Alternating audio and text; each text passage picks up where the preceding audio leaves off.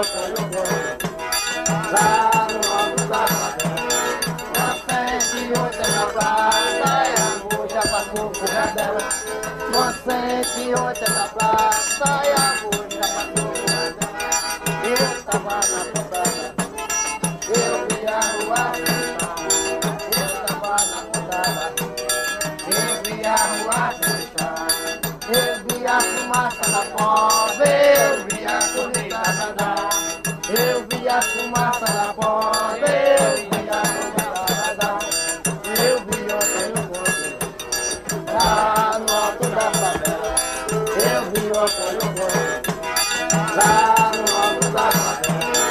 Uma frente e outra na praça, e a moça passou por dela. Uma frente e outra na praça, e a moça passou por dela. Eu tava na pousada, eu vi a rua fechar. Eu tava na pousada, eu vi a rua fechar. Eu vi a fumaça da cova, eu vi a corrida nadar. Eu vi a fumaça da cova, eu vi a corrida nadar. Eu vi outra no bonde, lá no alto do favela. Com frente e outra na praça, é amor, é amor, é amor. Com frente e outra na praça, é amor, é amor, é amor. Eu tava na pousada, foi casado. Quixeramobim, sertão do Ceará. Da união de Vicente Mendes Maciel e Maria Joaquina de Jesus, nascia em 13 de março de 1830 Antônio Vicente Mendes Maciel, que mais tarde ficaria conhecido como Antônio Conselheiro. Os Maciéis, família numerosa e de poucas posses, se envolveram em conflitos com os poderosos araújos. Foi uma longa e trágica luta que ficou célebre na história do Ceará.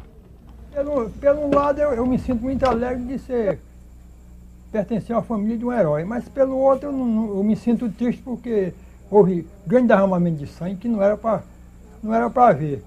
Bom, o Antônio Conselheiro era um menino que todos gostavam dele, muito estudioso, muito respeitador. A mãe dele morreu e o pai casou com outra mulher, e essa mulher, madrasta, judiou um pouco com o Antônio Conselheiro. Mas ele suportou tudo. Ia para a escola todo dia. Ele gostava muito de ler a Bíblia e era apaixonado pela Bíblia e pela monarquia. O Brasil vivia um período marcado por grandes rebeliões populares contra o latifúndio, a escravidão negra e a monarquia, todas violentamente reprimidas.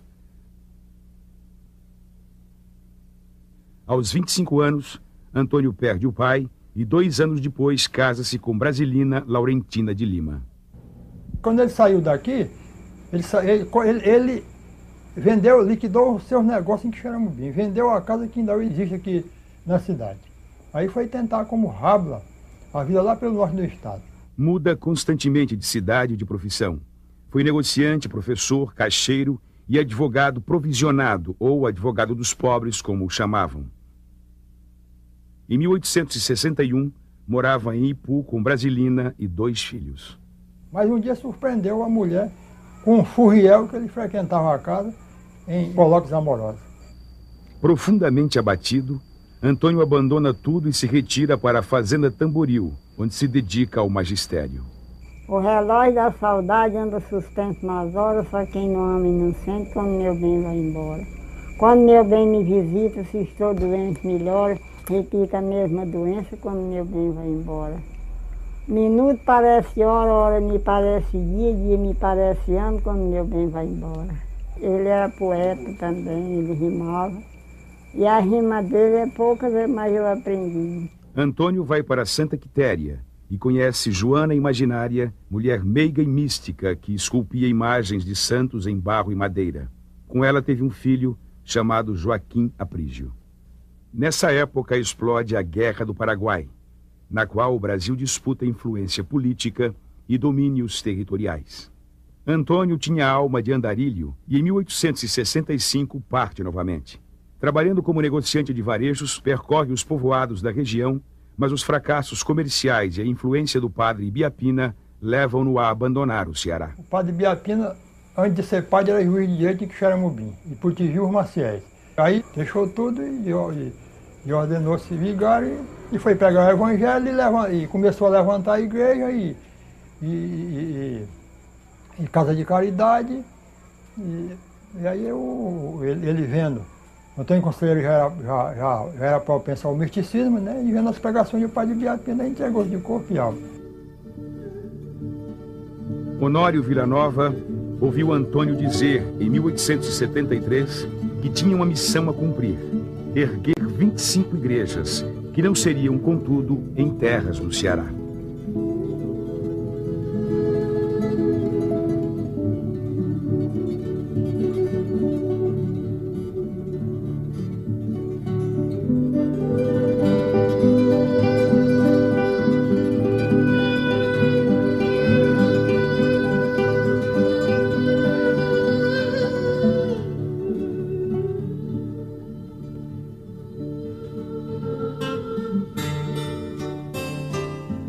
Andando pelo sertão,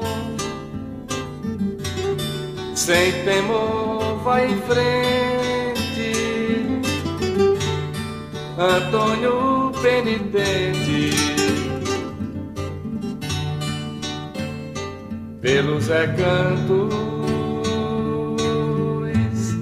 que o homem cercou.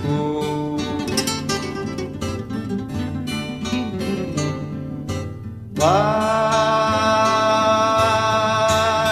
o velho guerreiro nas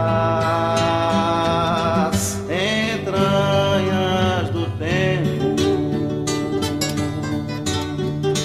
além do pecado, além do poder e do sofrimento. Além do pecado, além do poder e do sofrimento.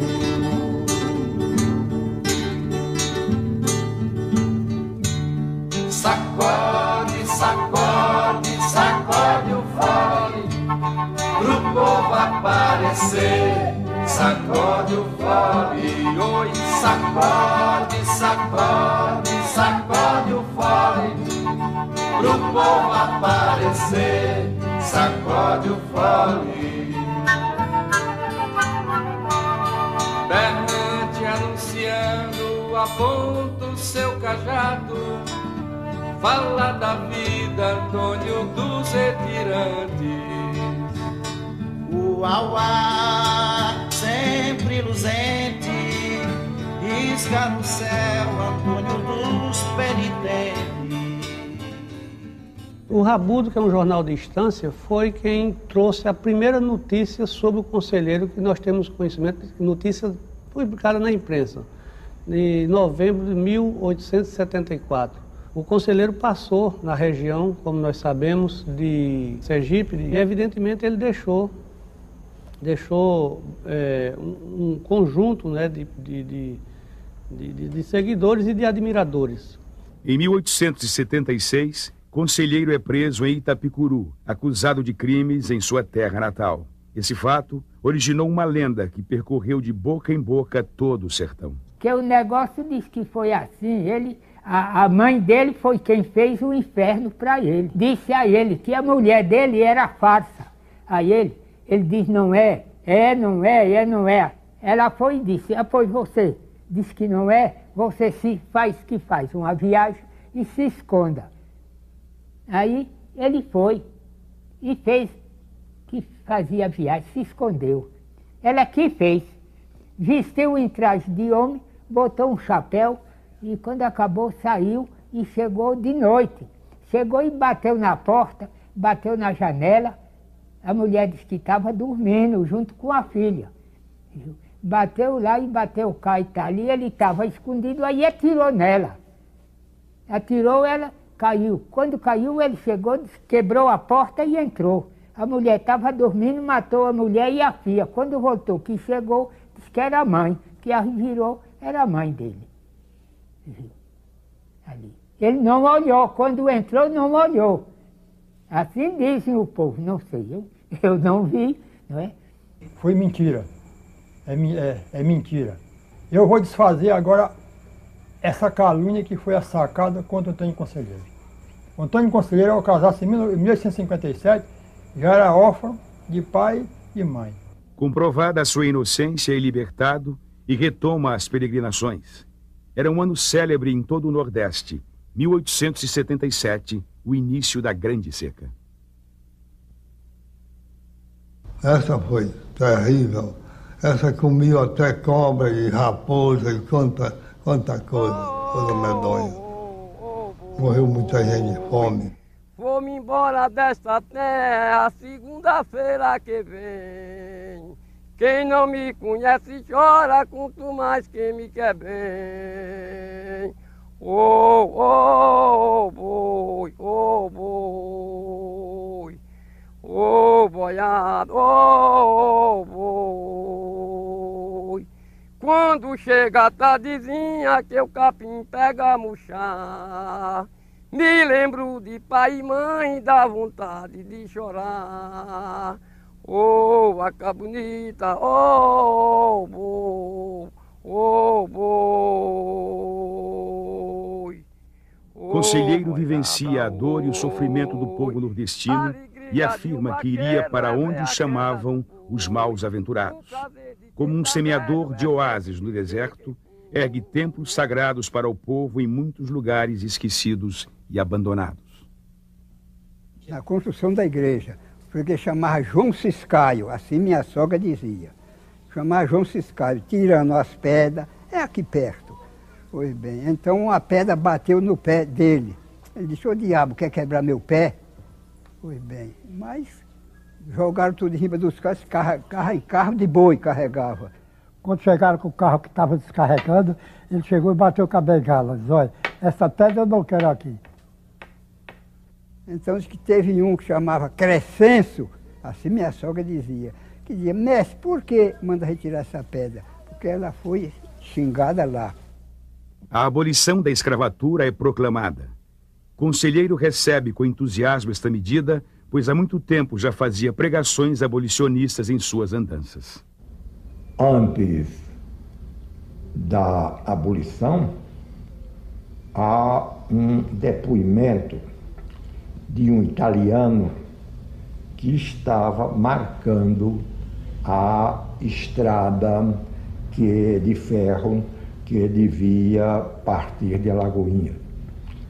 E ele diz que cerca de 4.000 escravos saíam das redondezas no fim do dia e ouviam a palavra do conselheiro e de madrugada voltavam para as suas fazendas.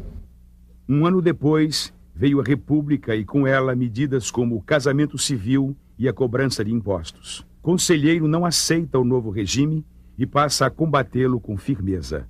Para ele, a República queria acabar com a religião e apenas a família real tinha poder legítimo constituído por Deus para governar o Brasil. Só podia ter amor, a monarca. No início de 1893, em Natuba, Conselheiro destrói em praça pública os editais republicanos de cobrança de impostos. Essa atitude provoca a ira das autoridades locais, que o denunciam ao governo estadual e pedem repressão policial. No final de maio, Conselheiro estava em Maceté, quando chegam 30 soldados e um tenente vindos de Salvador para prendê-lo.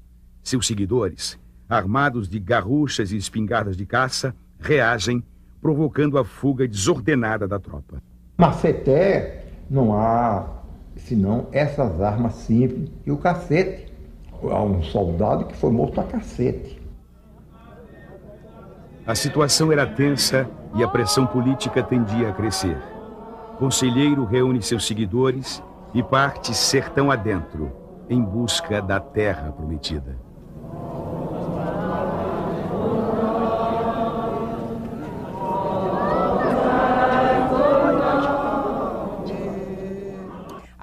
apareceu pelo sertão, um monte que passou a cativar, tão belo que ajuntou o povo irmão, patrão e opressor não tinha lá.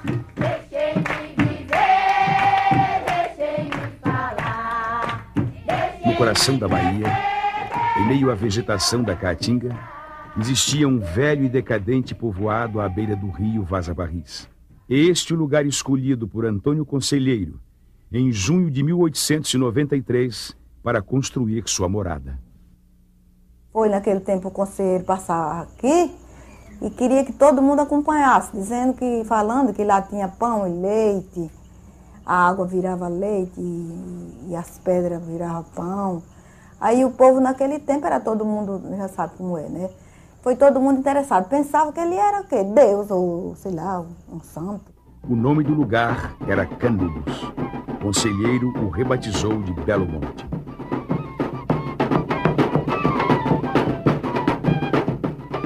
A inauguração da igreja foi uma grande festa, animada pelos fogos de Antônio Fogueteiro.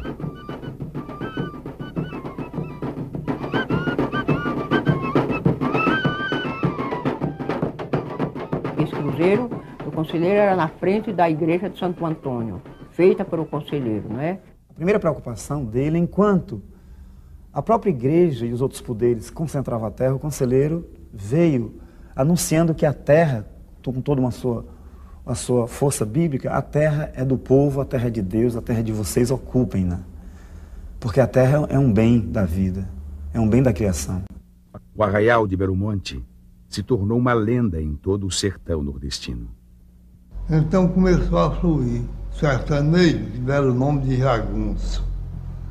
De toda parte começou, tanto do Ceará como da Paraíba, todo o Nordeste, e mais ainda da Bahia.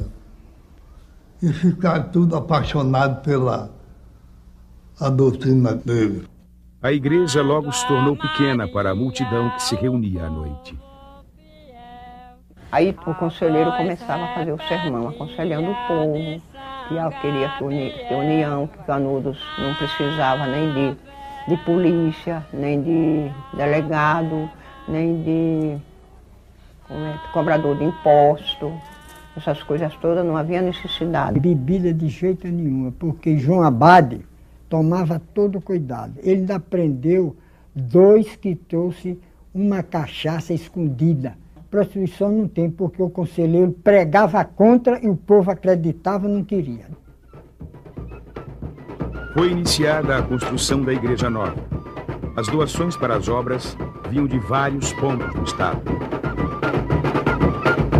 Aí quando eu via toda a madeira, que mandou os 16 homens pegar, que suspenderam, cadê? Não caminharam 10 metros, botaram no chão. Disse, não vai não, um peso horroroso. Vai, não vai, tornaram a pegar de novo, pôr abaixo. Aí ele disse, deixa aí, vamos ver como é que vai resolver. Principal é o principal. Aí foi bater lá onde ele estava, conselheiro. Tem negócio uns 2 quilômetros, mais ou menos, foi lá. Chegou lá e disse, bom Jesus, o Antônio, a principal peça para a igreja, não há quem possa com ela. Já botei 16 homens e não está no lugar. Aí ele disse, é muito longe? Ele disse, não, é perto. Vamos lá, vamos. Aí saiu o conselheiro. Quando chegou lá, ele olhou para a peça, me disse o Zé Vicente. Olhou para a peça, pegou o cajado, deu 3 pancadas na ponta da cumieira, no meio deu 3 e na outra ponta gritou, rapaziada, pega o pó e vambora. Aí, quando pegaram, foram. A Praça das Igrejas era o centro da comunidade.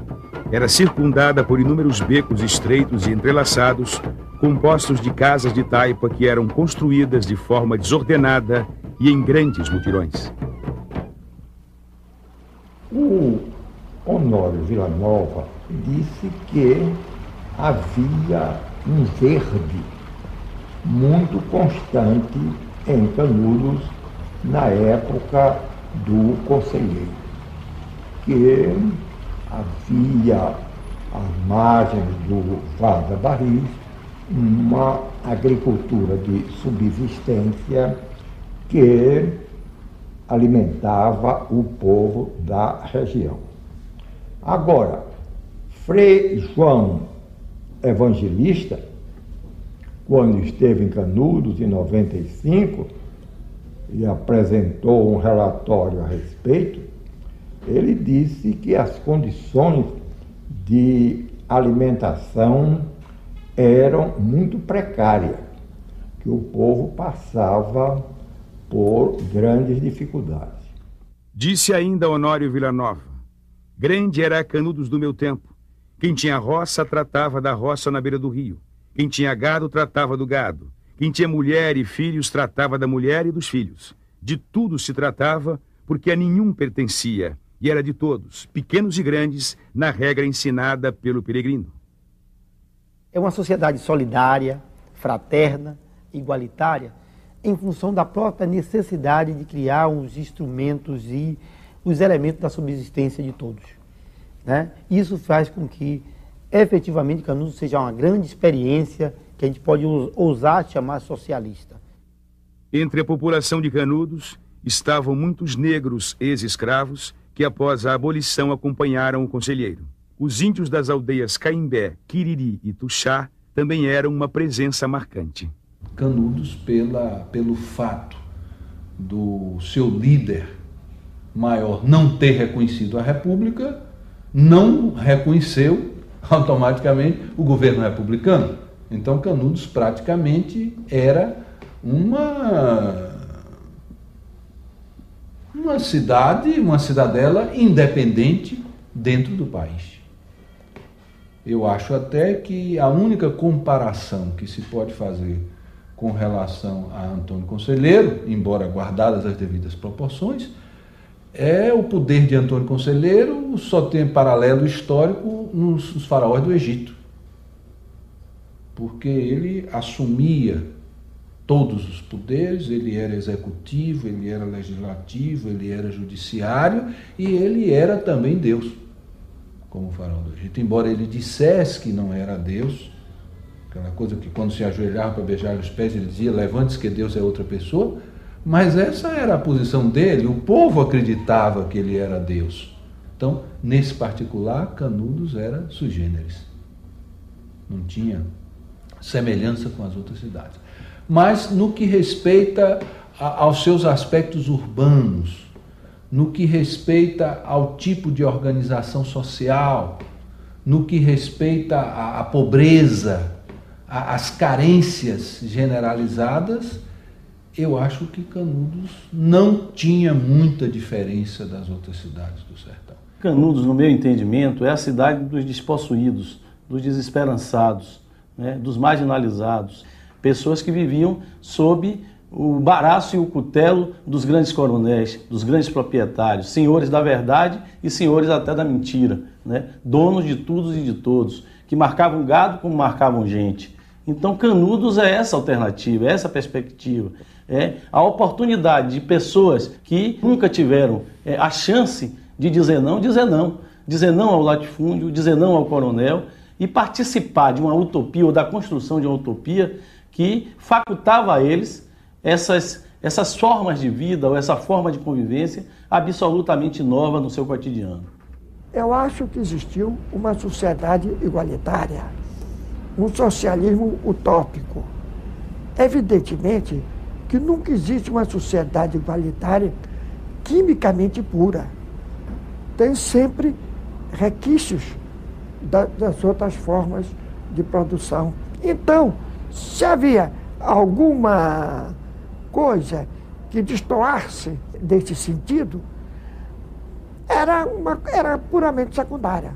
Se a terra era comum, se a produção era distribuída por todos, evidentemente o que prevalecia era um sistema igualitário. Eu não acredito em sociedade igualitária. Por quê?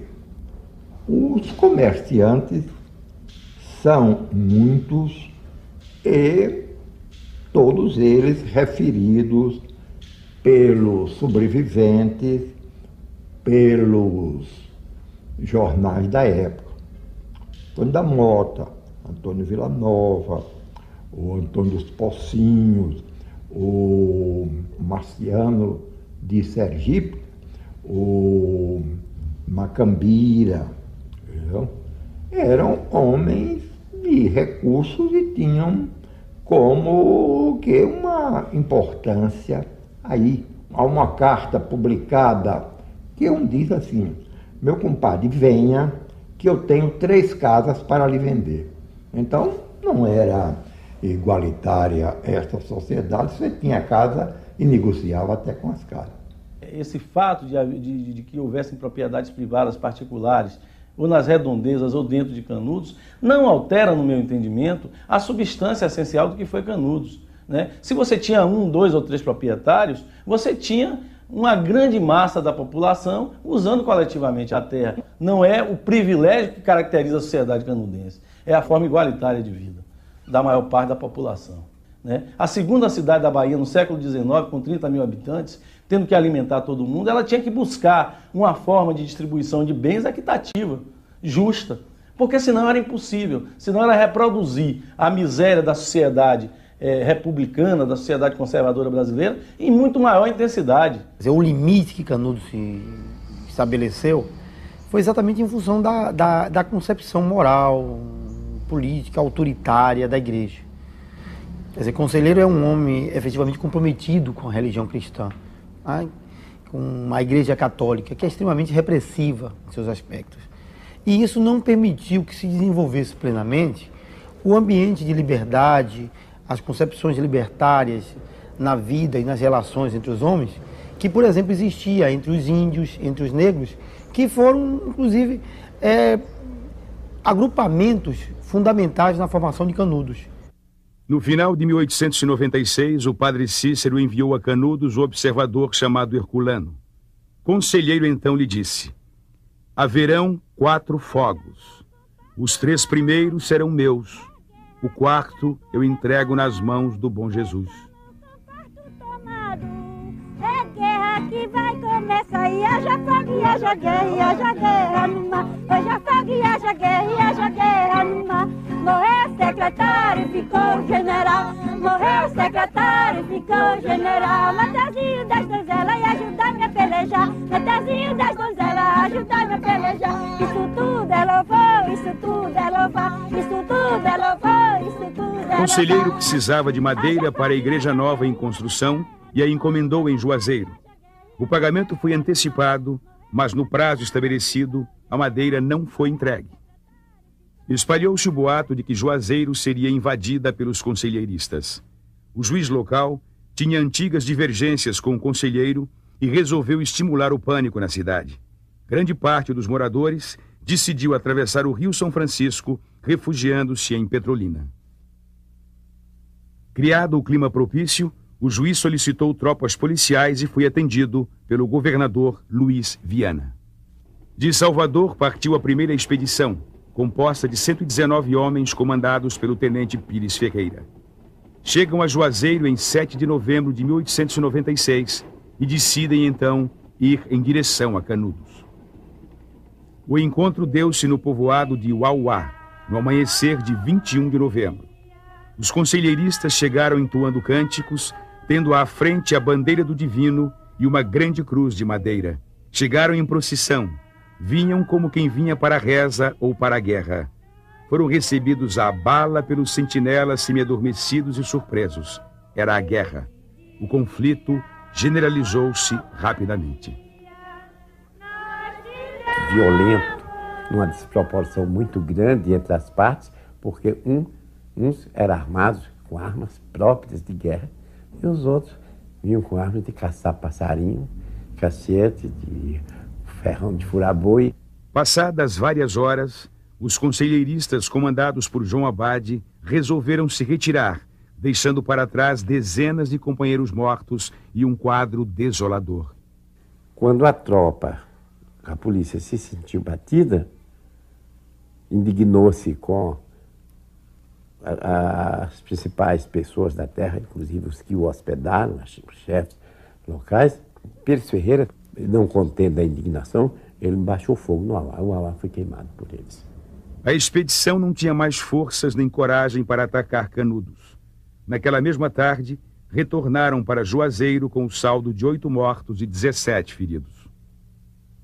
Que tinha se dado esse fogo no Auá, pois bom, com 3 dias o conselheiro mandou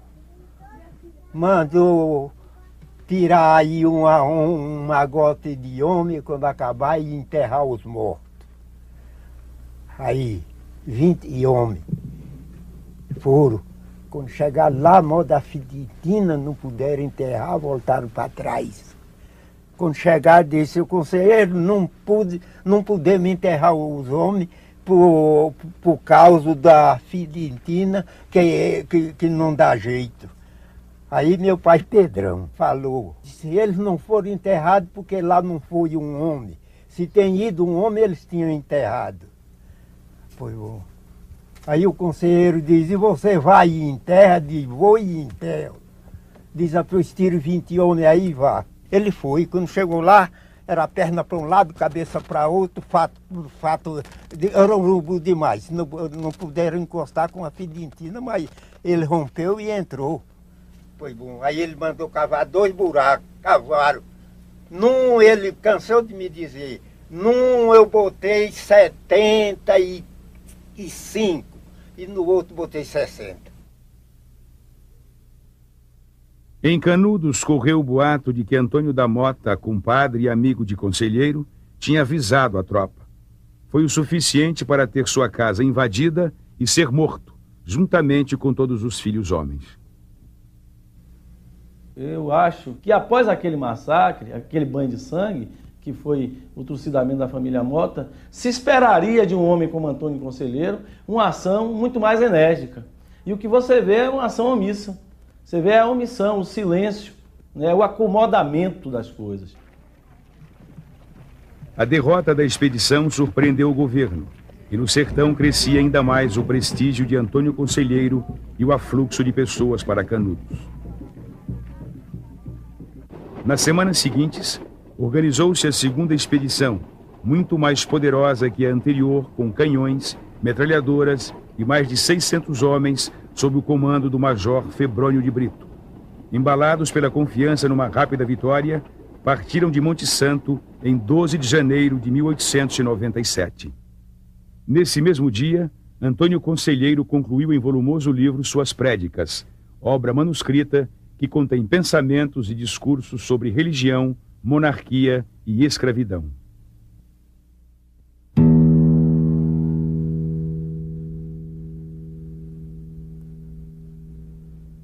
No amanhecer do dia 18, a expedição atravessava a Serra do Cambaio quando um forte tiroteio, vindo de todos os lados, anunciou a emboscada. Houve um grande corre-corre em meio à fuzilaria. O pleno conhecimento do terreno proporcionava aos sertanejos uma melhor posição de tiro, causando muitas baixas entre os soldados.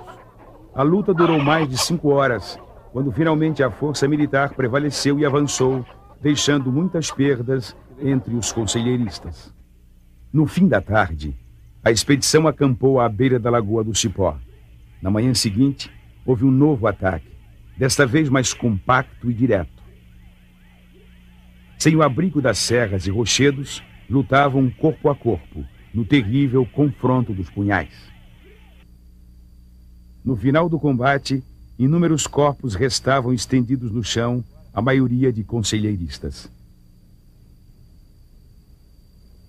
A lagoa tinha mudado de cor e de nome. Desde então passou a se chamar Lagoa do Sangue. Há um médico que participou da segunda expedição, o doutor Edgar Henrique Albertazzi, deixou umas memórias sobre a expedição Febrônio de Brito e disse que encontrou muitos cadáveres tendo ao lado um arco e uma flecha. Quer dizer, que eram indígenas que estavam combatendo. A tropa contou 10 mortos e 70 feridos. Estavam arrasados e resolveram bater em retirada. Na volta, os soldados, maltrapilhos, com fome e arrastando consigo os feridos e os canhões, percorreram parte do caminho fustigados pelas emboscadas ardilosas organizadas por Pajeú. Escapa, soldado. Quem quiser ficar aqui, quem quiser morrer, voa. Há de nascer duas vezes, quem chegar essa gangorra. A derrota contundente intranquilizou o governo e toda a elite nacional. Canudos passa a ser visto como um reduto monarquista e a opinião pública era levada a crer no lema "A República em Perigo", mas que depressa buscou-se organizar outra expedição. Machado de Assis é das poucas vozes contrárias e escreve no Gazeta de Notícias: protesto contra a perseguição que se está fazendo à gente de Antônio Conselheiro. Sob grande ovação popular, partiu de Salvador no início de fevereiro a terceira expedição. Depois de 2 grandes fracassos militares, seguia com a responsabilidade de lavar a honra do exército. Levava 1.500 homens, 15 milhões de cartuchos e 6 canhões Krupp. No comando, o terrível coronel Moreira César, apelidado de Corta-Cabeças. Ao chegar a Queimadas, Moreira César telegrafou ao governador Luiz Viana dizendo: "Só temo que o fanático Antônio Conselheiro não nos espere." A confiança na vitória era total.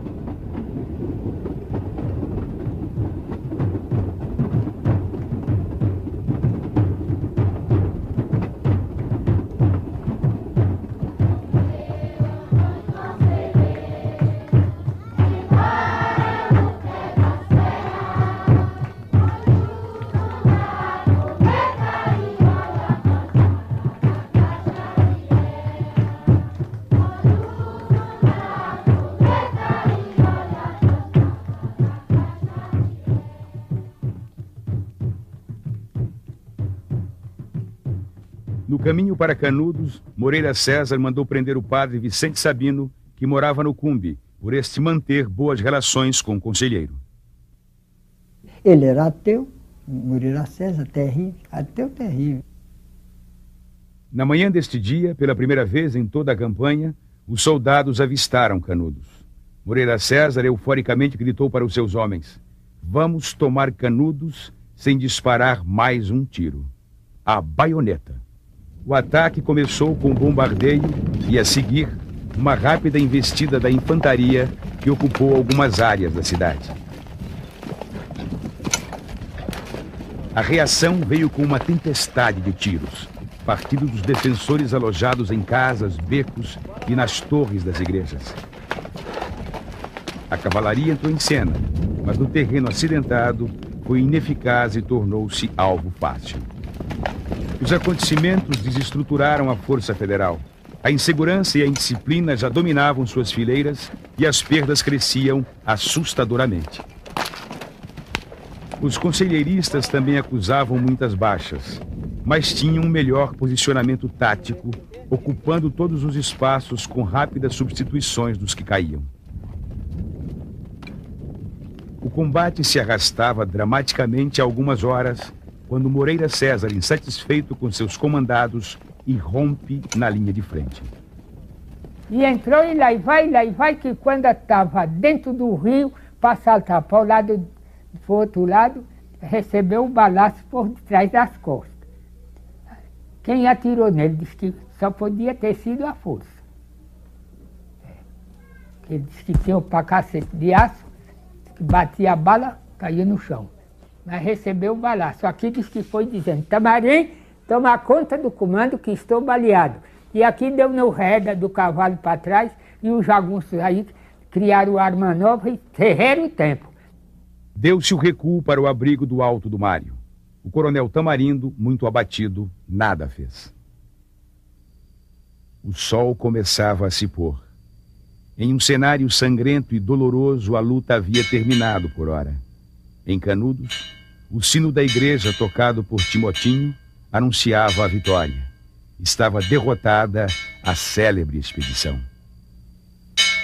A nossa batalha é uma beleza, avistei de longe, é uma fortaleza, A noite veio cobrir o desespero e o medo de centenas de soldados encurralados no morro. Durante a madrugada, os oficiais reunidos tomaram uma decisão histórica: bater em retirada. Moreira César é comunicado, não concorda e registra por escrito o seu protesto. No amanhecer do dia começou a viagem de volta. Era como um pesadelo e ainda não havia terminado. Mais uma vez surge Pajeú, liderando seus companheiros em emboscadas que aterrorizavam os soldados. Era o que faltava para o pânico tomar conta da tropa, que numa fuga desabalada abandonava feridos e armamentos. Itamari correu, e daí vai, e eles saíram, mata aqui, mata acolá. Moreira César morreu aí na Imburana, que já ia baleado, e foram matar Tamarim, no Angico. Com 3 léguas quase, do Canudo, 3 léguas. Coronel Moreira César, olhos de capinhaçu, levou bala no Canudo, foi pro bico do urubu. O fracasso da terceira expedição, segundo o escritor Aristides Milton, caiu como uma avalanche na alma sobressaltada da nação. Os meios políticos e militares do país estavam em pânico. Afinal, um agrupamento de sertanejos mal armados estava vencendo as tropas de elite da República. Na noite que chega no Rio de Janeiro, a notícia da derrota da expedição Moreira César e da morte, não só a derrota da expedição, como a morte do seu comandante em combate, só no Rio de Janeiro 3 jornais monarquistas são empastelados. A palavra usada, mais geralmente usada, era extermínio. O extermínio dos inimigos da República. A imprensa carioca apontava a Bahia como um estado monarquista. A sociedade baiana repudiava as acusações e apresentava suas mais firmes convicções republicanas. A antiga e a nova capital do Brasil reavivavam velhas rixas políticas, mas no essencial estavam unidas: somar forças para destruir Canudos e Antônio Conselheiro. Ainda em março formou-se a 4ª expedição, a mais numerosa de todas e equipada com os mais modernos armamentos da época. Sob o comando central do general Arthur Oscar, foi dividida em 2 colunas. A primeira, com o general Silva Barbosa, parte de Monte Santo em 14 de junho. Eram mais de 4.000 soldados e destacava-se na sua artilharia o canhão Whitworth, o célebre 32. Na retaguarda, protegendo 750 mil quilos de mantimentos e munições, seguia o 5º Corpo de Polícia da Bahia, destacamento formado por 400 jagunços contratados no interior do estado.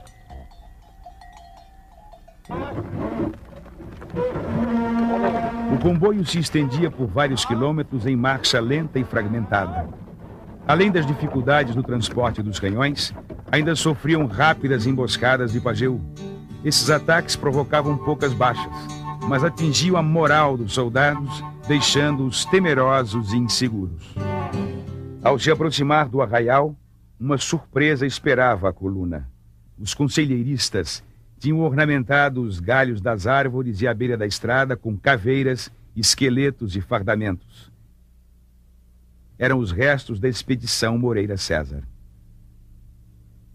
A 2ª coluna, com o general Cláudio Savagé, partiu de Sergipe, se agrupando em Jeremoabo, de onde 2.500 homens prosseguiram em 16 de junho. Devido ao seu desempenho ao se aproximar de Canudos, recebem a denominação de Batalhão Talentoso. Este apelido vem depois do combate de Cocorobó, que foi realmente o primeiro e um dos poucos confrontos em que as tropas do Exército venceram francamente os jagunços. As circunstâncias para as tropas do Exército eram as piores possíveis. Inclusive ter que dar uma carga de baioneta montanha acima com os jagunços entrincheirados. Mas mesmo assim, as tropas de Savagé conseguem deslocar os defensores de Canudos dos seus abrigos em cima da montanha e disse que conseguem pô-los a correr. No outro lado, comandando seus guerreiros invisíveis, Pajeú envolveu e conduziu com maestria toda a primeira coluna para o alto da favela, terreno previamente preparado com fossas e trincheiras que permitiam uma posição privilegiada de ataque. Quando Arthur Oscar percebeu a artimanha, era tarde demais. Já estava encurralado. Pajeú é Sussuarana, nas serras do Bedengol. Macambira é lua cheia, nas noites do Cocorobó. Conselheira, semente da vida, brotando florida nos raios de sol. Trabucu, Caratacá, Macedé e Xorroxó. Trabucu, Caratacá. O dia 28 de junho foi dramático para a primeira coluna. O tiroteio era forte e incessante, e as reservas de abastecimentos que vinham na retaguarda tinham sofrido ataques e estavam cercados. Começava a faltar munição e comida, e as baixas aumentavam rapidamente, inclusive no comando. O conselho mandou cercar a divisão, fazendo minha pontaria sobre os homens de Garão, porque ele não temia o governo nem a sua expedição. Me disse Justino, que era terrível emboscada, ele disse, Justino, e você, para que eu atirava lá em soldado, eu fazia assim, ó, procurar, quando ele vinha comandando, já conhecia, ou ele vinha com alguma coisa, ou vinha com a espada, compreendeu, ou a cavalo, nós aproveitava tudo, não era nele, ó, passava o soldado para atirar nele lá. Porque ele diz, nós derrubando o comandante, nós estamos com a batalha ganha, porque o soldado começa a se patifar, tem medo. Porque o soldado só avançar, porque o comandante diz, vamos, vamos. Eu tinha que ir, mas faltando, o fracasso era certo. Arthur Oscar envia um veemente apelo ao general Savagé para que este venha em seu socorro. A segunda coluna já havia iniciado o bombardeio sobre Canudos, quando desloca-se para o alto da favela ao encontro da primeira, livrando-a de uma derrota fragorosa. Aqueles ataques das guerrilhas, digamos assim, se abasteciam muito de armas e de alimentação. Né? Então foi crescendo, porque é impressionante como eles reagiram até o último momento. E o próprio general Arthur Oscar chegou ao delírio e disse para a imprensa que eles tinham armas que o exército brasileiro não possuía. Fazia aqueles bacamartes, compreendeu? E a pólvora era feita aí em Canudos, com a emburana seca, queimada, com salitre da serra do Bendegó, é de uma serra que dava lá, compreendeu? Ainda hoje existe. Lá veio um homem que chamava Galdino, que era feitor de pólvora, compreendeu? Então ele é quem preparava, esse Galdino, me disse Serafim. Em 14 de julho, com uma salva de 21 tiros de artilharia, o Comando Militar da agora unificada expedição comemora o aniversário da Revolução Francesa. Liberdade, fraternidade e igualdade. Marcou-se para 18 de julho o grande assalto. Todas as forças foram acionadas e um pesado bombardeio iniciou o ataque. Mas a resistência canudense era grande e a luta prosseguiu durante horas. A muito custo, os soldados conseguiram transpor o rio e dominar um pequeno trecho de casas. Era impossível avançar mais. Para alívio geral, o dia chegou ao fim. O grande assalto fracassara. O exército acusava 950 baixas e do lado canudense, certamente, o número era também bastante elevado. Restavam algumas horas da noite para confortar na penumbra a dor dos feridos e aquecer com a terra sertaneja a frieza dos mortos insepultos. Eu ainda vi muito cadáver seco ali naquelas barrocas. Cada corpão aí estirado e morto. Seco, seco. Arthur Oscar pede urgente reforço ao governo federal. Afirma já ter mais de 1.700 baixas e que nem em 5 anos de guerra do Paraguai viu coisa parecida. A opinião pública estava histérica. 8 dos principais jornais do país enviaram correspondentes ao palco da luta.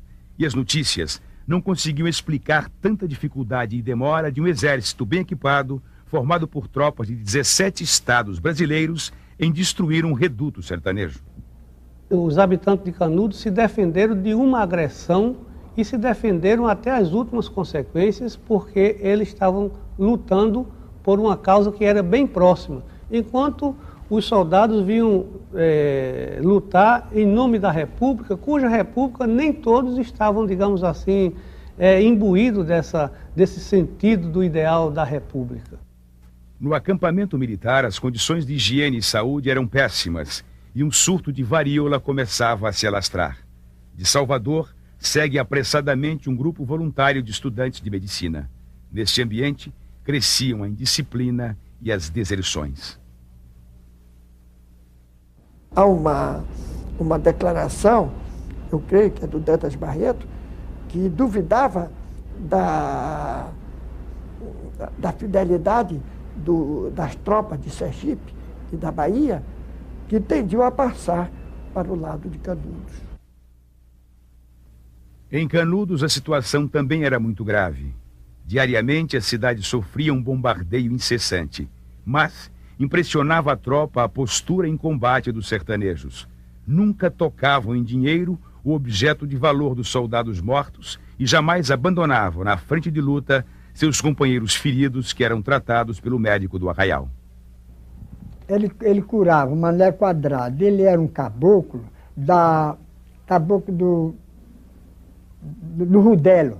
Ele veio para Canudos. O serviço dele era esse, curando. Aqueles baleados, tudo ele fazia o serviço. Banhava, tirava o ente-casco. Medi Serafim, que assistiu muito isso, ele conhecido o caboclo. Tirava o ente-casco da emburana de cheiro, cozinhava aquela água, tirava agora uma madeira que tem lá, chama do brabo, compreendeu? Tirava aquelas lascas e assava aqui até torrar. Quando torrava, pisava e lavava com a água da umburana de cheiro e botava aquele pozinho fino da folha do umbu brabo. E com aquilo não dava o teto nem nada, a pessoa vinha sarar.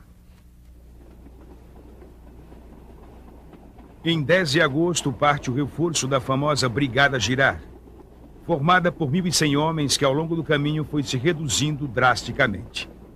A proximidade do cenário da guerra provocava uma crescente onda de pedidos de baixa. A até então intrépida brigada chegou ao alto da favela com 800 homens amedrontados e o apelido nada lisonjeiro de Mimosa. As táticas usadas pelos conselheiristas era aquilo que a gente hoje chama guerra de guerrilhas, né? Inicialmente, pelo menos, eles caçavam homens, como se caça animais. E como todo homem do sertão, ainda hoje, caça para garantir sua sobrevivência. Toda essa capacidade de caçar animais foi transferida para a caça aos soldados. Quando o soldado fumava, ele pô, papai deitadinho no chão. Quando eu dava, agora a minha mãe disse, a força quando solar, o tiro sai de uma vez. Agora os aguentos não tinha regra de briga, não é? Menino vem, caboclo índio, vamos logo guerrear. Menino vem, índio galego, vamos todos guerrear.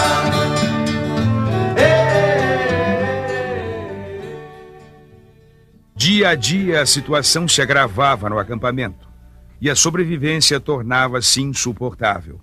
Um oficial escreveu em seu diário: a fome tortura, o calor queima, a sede abrasa, a poeira sufoca e os olhos esbugalhados fitam o vácuo. Alarmado com a possibilidade de mais uma derrota, o governo envia o próprio ministro da Guerra, Marechal Carlos Machado Bittencourt, que em 7 de setembro se estabelece em Monte Santo e toma providências enérgicas, conseguindo regularizar o abastecimento das tropas em combate. Com o ministro segue o reforço de 3.000 soldados. O governo mandava força, fazia aquele tiroteio, fazia aquele fogo. Aí voltava, morria o que morria, morria a carne, morria os que vinham, morria o que vinha, morria o que estava dentro. Aí o resto voltava, né? Quando era depois, assim que saía, vinha mais gente para dentro, entravam mais para dentro, na força de conselheiro, né? Tudo para dentro que era para vencer. Foi por isso que a guerra foi aturada, foi por causa disso, né? Porque eles ficavam remetendo. Mesmo durante esse conturbado período, todos os dias, às 6 horas da tarde, Timotinho subia à torre da Igreja Velha e tocava a hora da Ave Maria. Em um cenário desolado, era um belo e grandioso espetáculo que ressoava em toda a redondeza. Belo monte, alto alegre, se despede de mim que já vi. O Timotinho acabou morrendo, Canudo, quando desabou o sino com a torre, já derrubado, já no fim, dia de setembro. Para derrubar a igreja custou caríssimo para ela ir abaixo. Mas com muita pancada de balas grossas, porque aqueles primeiros canhão 27, batia nada, não fazia nada. Foi que veio aquele. Ele trouxe o 32. Aí começou a usar o 32, que as balas eram 18 quilos também, que ainda peguei numa, entendeu? Era assim meio retorcida, assim com o bico. Foi essa que começou a bombardear, a fofar, até que derrubou a torre da igreja. Essa matadeira. Era chamar uma peça de matar o pessoal. Assim mesmo, quando disparava, olha, as balas eram desse tamanho. E agora aquela cabeçona redonda que tratava ali. Quando disparava, acabava com o mundo. Eles então apelidaram. Vamos quebrar a matadeira. Como saiu 11 para fazer isso. Sei até quem foi o chefe que se ofereceu. Foi Joaquim Mancambira. O conselheiro, ele disse assim, tanta imagem e tanto inocente para esse Zé Credo acabar. Aí meu pai disse, e você sabe que o conselheiro vai-se embora ou vai morrer? Anoiteceu, não amanheceu, não teve quem ouvisse mais. Não sabem para que mundo deu, nem se morreu. Quando foi no outro dia, caçaram o conselheiro. Morto não acharam. Ele não sabe.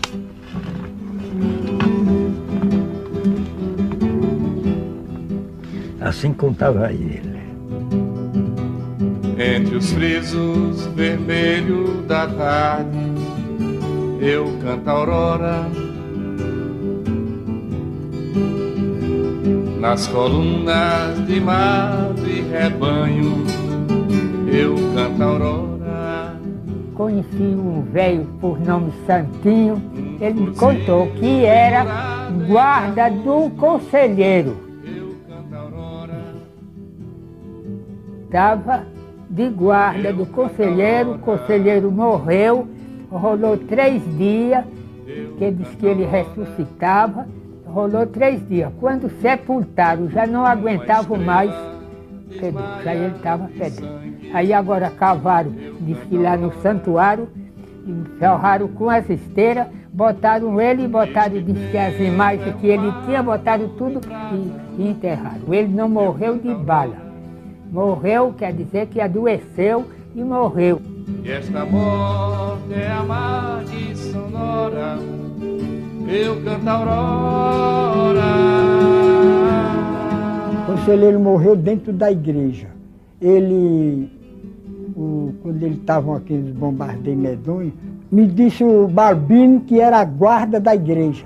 Nesse vai e vem, veio uma bala certa, rapaz, pegou no canto da igreja, atravessou, explodiu, perto do altar onde ele estava. Veio um pedaço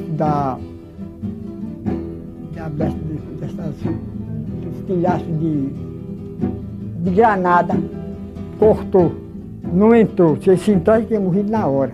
Cortou assim de travessa, compreendeu? Abriu na túnica dele e cortou.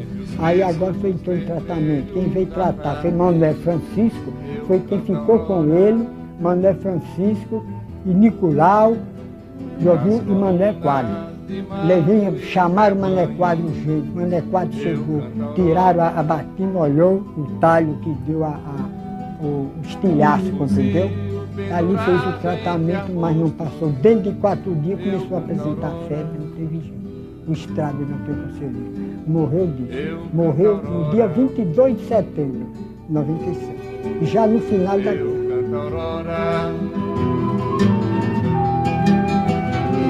Uma estrela desmaia de sangue, eu canto a aurora. E este tempo é um marco de prata. O comando original de resistência canudense estava esfacelado. Estavam mortos Pajeú, João Abade, Macambira, José Venâncio e Norberto. O cerco militar apertava. Restava a estrada de Várzea da Ema como último canal de contato externo. Antônio Villanova, Pedrão, Manuel Ciríaco e Tizé se retiram logo após a morte de Conselheiro. Marciano de Sergipe ficou e disse: se o conselheiro morreu, eu também quero morrer. Quando eles tomaram a estrada, deixaram o rio aberto, para quem quiser ir, quem quiser sair. Mas não, nem todos quiseram sair. Para derramar o sangue para o bom Jesus. Não saía, não. Canudos estava totalmente sitiada. Em 1º de outubro, Arthur Oscar ordena um choque em toda a carga sobre o núcleo central de Casas, o último reduto conselheirista. Revelando mais uma surpreendente tática de guerrilha, os canudenses utilizavam fossas subterrâneas que interligavam as casas e permitiam ampla mobilidade de ação. Depois de várias horas de fogo cerrado, os soldados conquistam os escombros da Igreja Nova, a mais importante trincheira de resistência do Arraial. Esse feito foi comemorado com entusiasmo, mas, inesperadamente, uma tempestade de balas desceu sobre a praça. Vinham das ruínas, de tudo que já fora destruído. Era como se viessem do nada, mas vinham e causavam muitos estragos. Em resposta, o exército lança 90 bombas de dinamite e latas de querosene. Depois de 3 meses de intenso bombardeio, agora o fogo tomava conta do Arraial. As perdas do dia eram assustadoras. Os mortos e feridos militares somavam 570. E centenas de corpos canudenses se espalhavam pelo chão dos becos e das casas. Quando você conversava com Tizé, por exemplo, Manuel Ciríaco, o Pedrão, ou até uma ou outra pessoa mais velha, mulher, como Maria Grande e tal, eles em determinado momento conversavam com satisfação, né? Mas eu notava com os outros que eles conversavam com um certo pavor determinadas fases da guerra, principalmente a fase final. Era como se ele dissesse: olha, nós morremos muitos, mas ganhamos. Depois nós morremos muitos, mas ganhamos. Finalmente, nós morremos quase todos e perdemos. Aí ele realmente retratava o sofrimento deles, o fato de perder o líder, a decepção, e como se dissesse assim, o mundo se acabou mesmo. No dia 2 de outubro, surge por entre as ruínas um homem com uma bandeira de paz. Era Antônio Beatinho. Queria falar com o comandante e disse que lá dentro ninguém aguentava mais. A fome e a sede estavam acabando com todos. Pede o fim dos ataques e o consentimento para que pudessem sair do Arraial em paz. Arthur Oscar lhe disse que voltasse lá e trouxesse os homens para se entregarem, que ele lhes garantia a vida. Beatinho volta ao Arraial e pouco depois reaparece com um grupo de 300 pessoas. Eram mulheres, velhos e crianças maltrapilhos e doentes. Afirma que todos os homens restantes haviam rechaçado sua proposta de rendição e iriam lutar até o fim.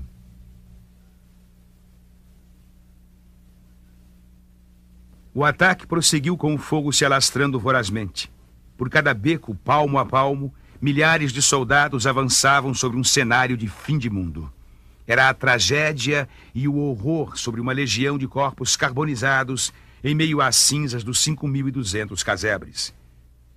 A preocupação dos generais, segundo Aristides Milton, era não deixar pedra sobre pedra, pois queriam que ali se plantasse a solidão e a morte. O exército lá recebeu a missão de destruir Canudos. Certo ou errado, alguém superior ao exército deu esta ordem. Bem, foram feitas as expedições para lá. Canudos foi construída, dentro do nosso país. Era uma secessão. E essa secessão tinha que ser debelada. Isto aí, na minha concepção, não há dúvida. É um separatismo, houve um separatismo. Ele criou um reino do Belo Monte dentro do país. Bem, agora, a maneira assodada que chegaram lá as expedições, aí já é outro problema. Era preciso que a República, que o positivismo, que a ciência militar se afirmasse de tal forma que nunca mais fosse questionada. Repare que não só Canudos é destruída, é derrotada, é mais do que derrotada, ela é destruída, ela é queimada, ela é bombardeada, ela é salgada e alagada.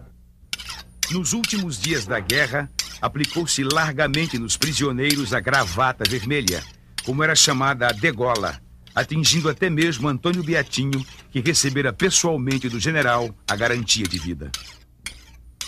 A degola diz que foi assim, diz que metia o dedo nas ventas do freguês assim, quebrava assim para trás, passava o arfanjo, a cabeça caía ali, o corpo ficava se batendo. A cabeça parece que simboliza, não é? Onde estão as ideias, onde está o projeto de uma sociedade diferente. Havia que cortar essa cabeça para que o projeto mesmo acabasse. O que houve no degolamento foi no final, quando os jagunços foram capturados, alguns dos jagunços foram capturados. Mas não houve assim uma prática generalizada dessa crueldade do degolamento, né? E os chefes mesmo, não há notícia que tenha havido chefes que tenham ordenado essa prática. O crime da degola, perpetrado em Canudos pelo Exército Brasileiro, é um crime inominável, imperdoável e que não deve ser esquecido, né? E não se venha dizer que esse crime se deu à revelia da vontade das altas patentes que estavam em Canudos, né? Porque não se degolou nenhum, nem dois, nem este ou aquele prisioneiro. Se degolaram centenas de prisioneiros com a conivência, com a onisciência e com a omissão das altas patentes dos oficiais que estavam em Canudos. Um foi preso, Arthur Oscar perguntou a ele: você quer ter sua liberdade? Na presença de Euclides da Cunha. Você quer ter sua liberdade? Ele disse: eu me deu, aceito. Pois diga, viva a liberdade e morra o conselheiro. Ele disse: viva, morra a República e viva o conselheiro. Ele disse: para isso não tem jeito, siga para degola. Aí, a resposta foi duas duras assim. Diga, viva a República, que eu lhe dou a liberdade. Ele disse: viva Bom Jesus Conselheiro, e não a República. A resistência se manteve até o último homem na última trincheira de luta.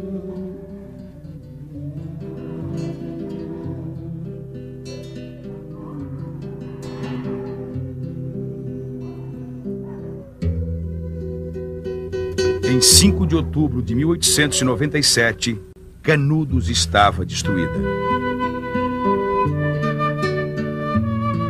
Ficou tudo acabado aí. É tudo acabado. Quer dizer que aí nada, não estou dizendo, aí não ficou, só tinha. Eu ainda me lembro que tinha aí os cacos velhos de casa, e o cachorro. O cachorro disse que ficou aí, que era uma coisa horrível. O pessoal não podia nem andar. Das missas foi muita, que era muita gente. O senhor calcule que morreu foi toda a gente. Foi toda a gente. O corpo de Antônio Conselheiro foi localizado em 6 de outubro no santuário da igreja.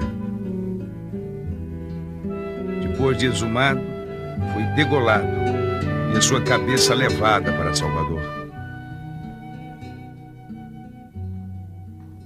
Mesmo depois da guerra, os sobreviventes, crianças, adolescentes, são vendidos para a prostituição. Porque é preciso que se destrua aquele referencial, aquela utopia, aquele referencial de terra livre para sempre.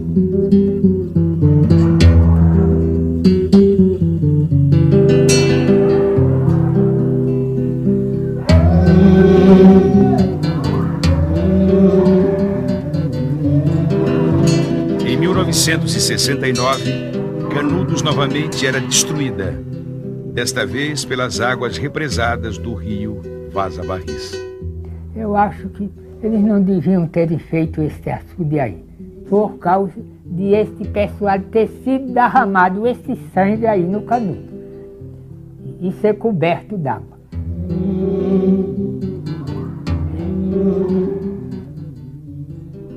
E o senhor sabe, água, derramar sangue assim, sei não, sei não.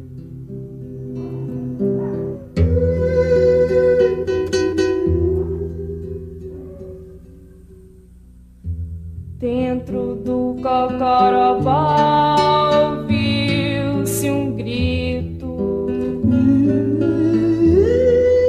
por almas inundadas. Raquel chorou do horror da terra que se escuta gritos de dor.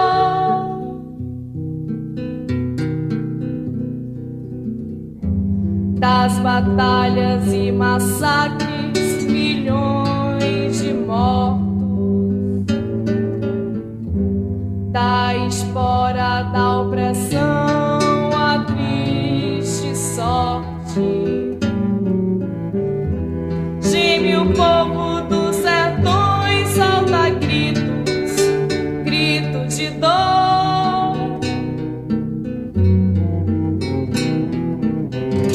Salve, salve, Canudo, roga a Deus, ó Maria, vence o povo e eleva, Cristo é seu guia.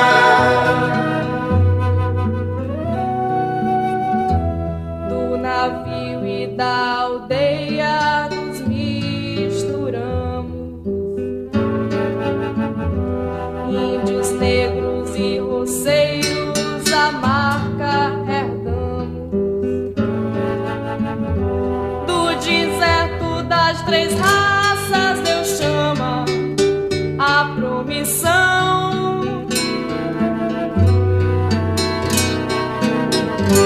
Salve, salve, Canudo, roga a Deus, ó Maria, vence o povo e eleva, Cristo é o seu guia.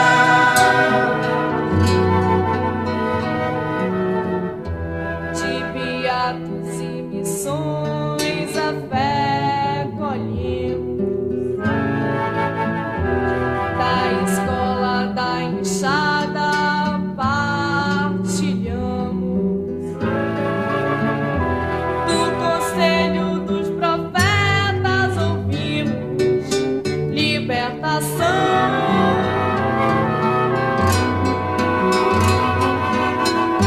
Salve, salve, Canudo, roga a Deus, ó Maria, vence o povo e eleva, Cristo é o seu guia.